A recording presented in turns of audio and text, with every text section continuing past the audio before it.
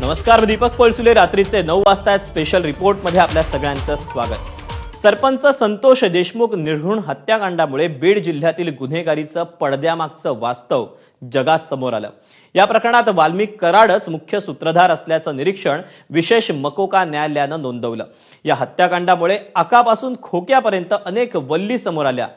कोण बाप होता है म्हणत मारहाण करतानाचे व्हिडिओ टाकते, तर कोणी बंदुकांचे हवेत बार करतानाचे व्हिडिओ व्हायरल करते. ना पोलिसांचा धाक ना कायद्याची भीती. त्या व्हिडिओंच्या मालिकेत आणखी चिंताजनक व्हिडिओंची आज भर पडली. पाहूया.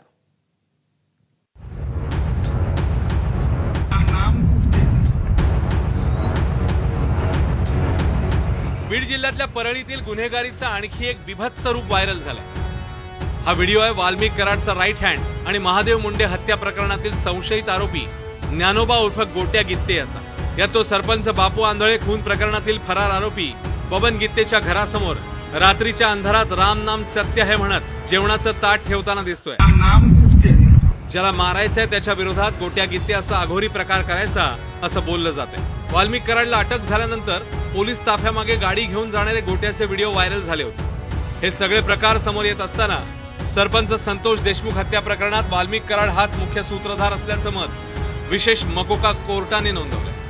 सीआयडी एसआयटीनं जो तपास केलेला होता, वारंवार आम्ही जायचो, त्याचा पाठपुरावा करायचो आणि तुमच्या माध्यमातून सांगायचो की आम्ही एसआयटी आणि सीआयडीवर आमचा विश्वास आहे, आम्ही विश्वास ठेवलेला आहे.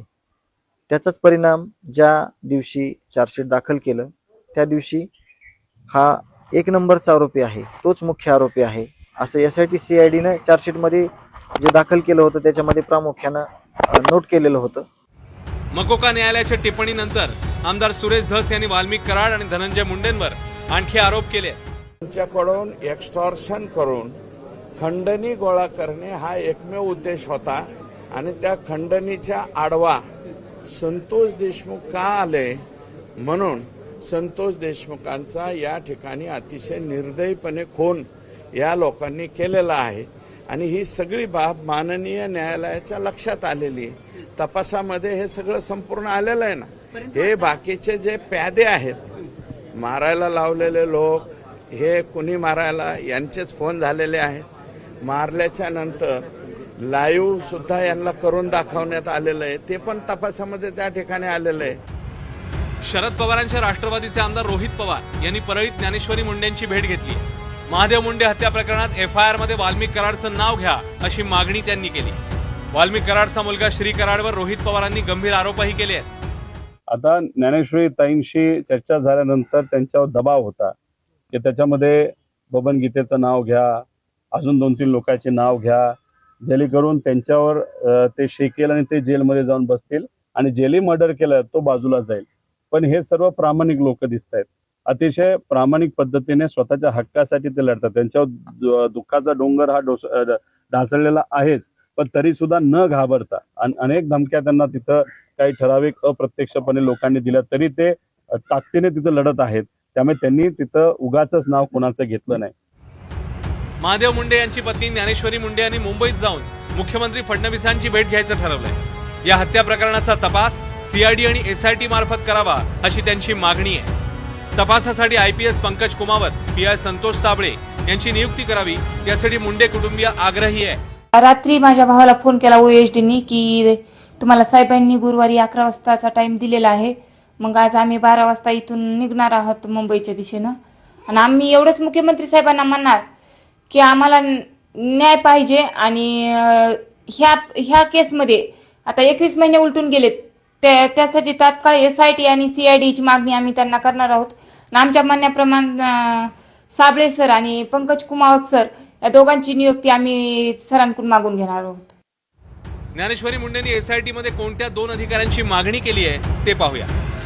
IPS पंकज कुमावत, केज उपविभागीय पोलीस अधिकारी म्हणून माफियांवर कारवाई केली आहे. बड्या राजकीय नेत्यांचे गुटख्याचे साठे, पत्त्याचे क्लब उद्ध्वस्त केले आहेत. पदोन्नतीनंतर अंबाजोगाई इथल्या अपर पोलीस अधीक्षक म्हणून बदली झाली. कारभार स्वीकारण्यापूर्वी अचानक अमरावतीला बदली झाली.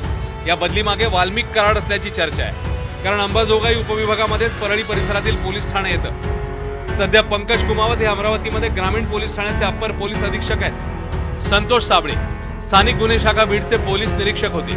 तिथून पोलीस अधीक्षक कार्यालयात बदली झाली. या बदली मागे देखील वाल्मिक कराड असल्याची चर्चा आहे. महादेव मुंडे प्रकरणात बीडचे नवीन पोलीस अधीक्षक नवनीत कावत यांनी विशेष स्थानिक पथकाची नियुक्ती केली. त्याचे प्रमुख संतोष साबळे होते. संतोष साबळे यांनी महादेव मुंडे खून प्रकरणाचे अनेक धागेदोरे उलगडून आरोपींची नावं समोर आणली. त्यामुळे मुंडे कुटुंबियांना त्यांच्याबद्दल विश्वास वाटतोय.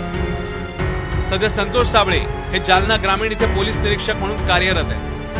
मुंबईकडे जाताना मुंडे कुटुंबियांनी अंतरवाली सराटीत जाऊन मनोज जरांगेंची भेट घेतली. या प्रकरणात न्याय मिळावा यासाठी जरांगेंच्या उपस्थितीत 1 ऑगस्टला सर्व जाती धर्मियांसोबत बैठक आयोजित करण्यात आली आहे. स्वर्गीय महादेव मुंडे यांना न्याय मिळावा यासाठी आणि त्यांची जी क्रूर हत्या झाली त्याचे फोटो समोर आल्यानंतर आदरणीय मनोजदादा जरांगे पाटील यांनी त्यांचा उद्याच्या 1 तारखेला 1 ऑगस्टला असलेला वाढदिवस सगळे कार्यक्रम कॅन्सल केले. ते वाढदिवस साजरा न करता 1 ऑगस्टला बीड येथील रामकृष्ण लॉन्स येथे दुपारी 12 वाजता बैठक मनोजदादांच्या उपस्थितीत होणार आहे. या बैठकीला सर्वपक्षीय लोकांना निमंत्रण दिलेलं आहे. बीडमधील गुन्हेगारीवर सगळा फोकस असताना बीड शहरातील आणखी एक व्हिडिओ व्हायरल झालाय. राम नाम सत्य है. 2 दिवसांपूर्वी शेख अलीम अनीस या तरुणाला कोयता आणि सत्तूरने धमकावण्यात आलं. नंतर त्याच्यावर हल्ला करून त्याला गंभीर जखमी करण्यात आलाय.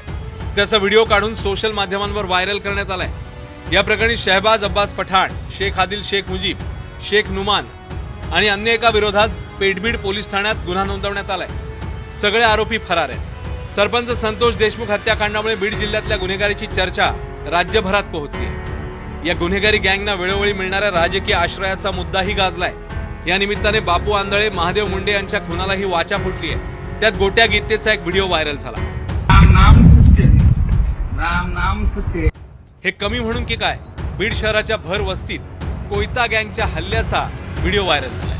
कायदा सुव्यवस्थेची आणखी किती लक्तर वेशीवर टांगण्याची वाट पोलीस आणि गृह खातं बघणार, हाच खरा प्रश्न आहे. स्वानंद पाटीलसह विकास माने, एबीपी माझा, बीड.